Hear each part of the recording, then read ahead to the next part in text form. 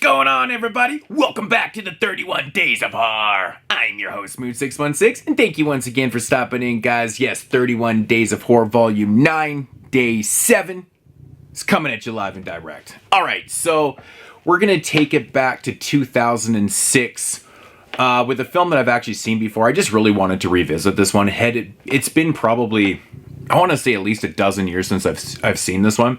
And I saw it sitting on the shelf, and I was like, you know what? I don't really hear many people talk about this film anymore. For a little bit, I think about the time this thing was released, it had a little bit of buzz, and it's very warranted because it's kind of a crazy film, to say the least. But without further ado, from 2006, we've got Header, released by Synapse Films here.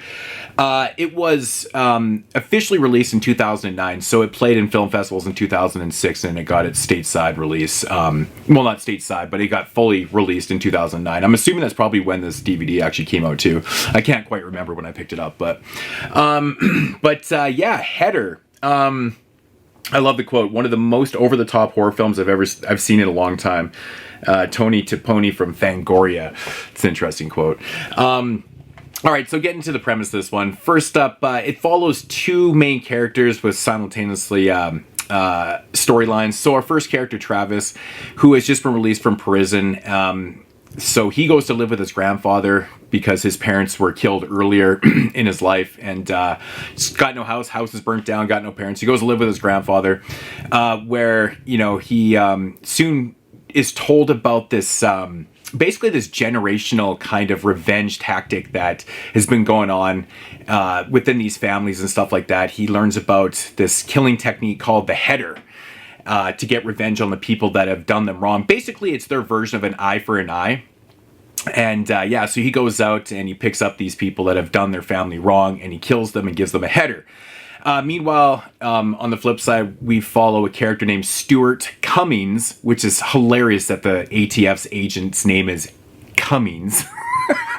This is fucking so ridiculous. But anyways, he's kind of playing both sides of the law. He's a decent cop. He's trying to do his job, but on the flip side, he has his girlfriend that's really sick and she needs lots of medication. She's got crazy bills and stuff like that.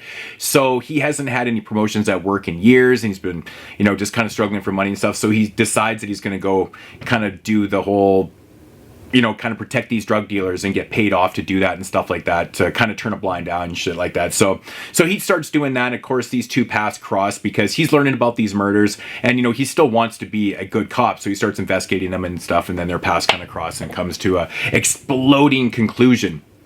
All right, so that's the premise of the film. Now, my thoughts on Header. Jesus Christ, man. This is one of those movies I love explaining to people that have never seen it or don't know what the term header means. I don't think it was actually a real thing. I think it might have been coined for this. I heard the story was written like in the mid-90s, maybe by the director, Archibald Flancrenston or something like that. I know that he did everything. This is the only film that he has credit for directing. He actually shot this film, edited it to also. I'm thinking that he might have wrote it too, or it's based on a story from like the 90s or whatever. But yeah, this is a crazy fucking film. It's like, it's really bizarre. So it kind of plays off the whole Haddonfield and McCoy thing where, you know, there's these generational family feuds and stuff like that, and everyone would just have an eye for an eye. But the thing is, with the Header, it's like the top of the food chain for revenge. It's like, it's beyond eye for an eye. It's like where you just can't one-up anybody else. You can't one-up somebody after you give a header. You just can't. There's nothing that tops the Header. So basically, Travis, he goes out there and, you know, he learns about these girls that did some wrong in the family and stuff. So he goes out there and takes them back. And basically what a header is you drill a hole in the top of the head and you fuck their brains. Literally. You fuck their brains. And the way the grandpa explains this in the film is absolutely hilarious, because he's talking about like how it's the non-one-upper. I just can't stop laughing. But with that said, it's so crazy because this movie, you know, if you didn't know, if you knew about the premise going into it, you probably think it was going to play itself a little lightly, maybe a little bit tongue-in-cheek.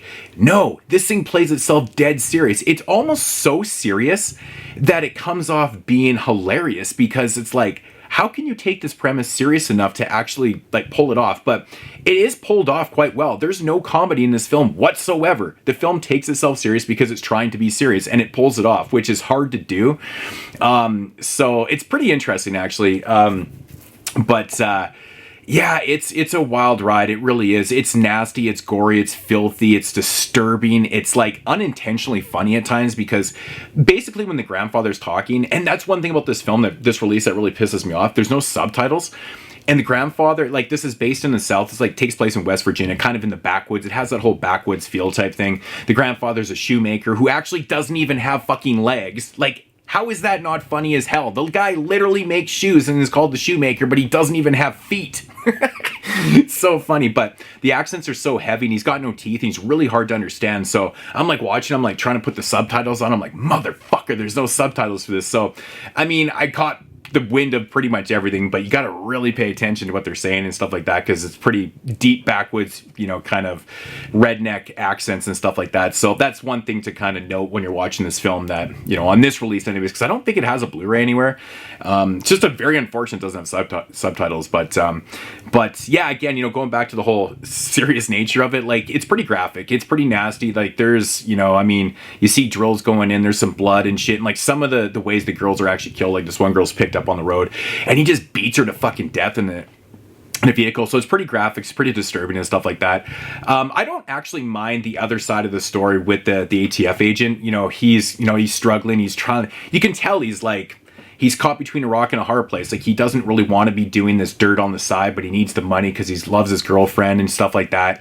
And they actually build up the story quite well on both sides to this huge, crazy, fucking explosive, you know, ending to the movie. Like, everything just goes batshit insane in this one.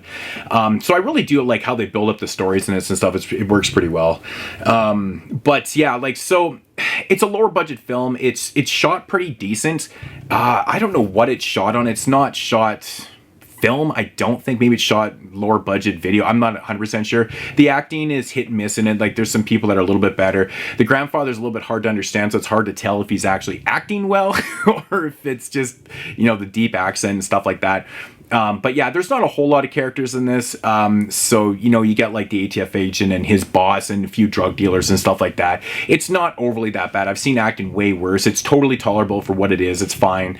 But again, you know, it's a film that's put together pretty well and shockingly tells a pretty disturbingly interesting and gory, fucked up story in a pretty serious tone, which, again, for some people, if you have a really warped sense of humor, are going to be laughing through this because it's so ridiculous, over the top, no pun intended, because, you know, it's just, it hurts your brain at times. You're just like, God damn, dude, that's fucked up. But yeah, it's very interesting that this guy never did anything else. I looked him up just before I did this to see what else he had done, and this was the only thing that he had credit for, like I said before, which is crazy because this one had quite a bit of buzz. It obviously didn't resonate with people enough, or maybe he just got out of filmmaking. I have no idea what the story is with this guy, but yeah.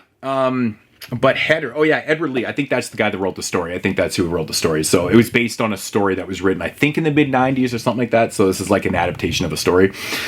Yeah, disgusting, gruesome, and unforgiving. Header is an instant cult classic. I can honestly see that, man. It's one that's always stuck with me. There was a few scenes in this film I actually didn't remember, and there's one scene involving Travis and his grandfather that really caught me off guard while I was watching this. I was like, fuck, how did I not remember that? That is really fucking disturbing, but really disturbing, actually. So oh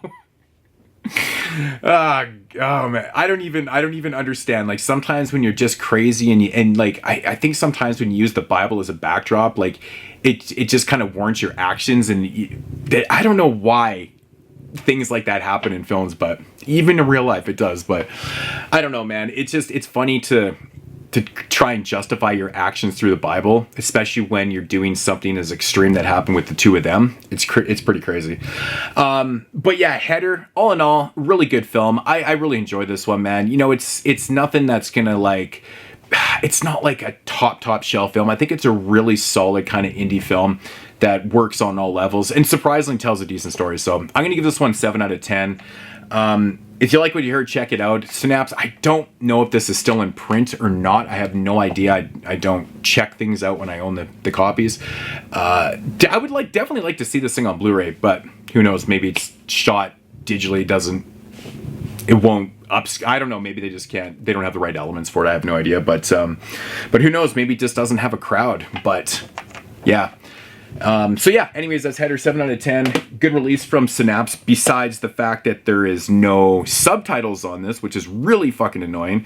And there's really no, actually there is an interview on here with the cast and crew, so that'd be kind of interesting to check out. Actually, there's a quote by Jack Ketchum on here.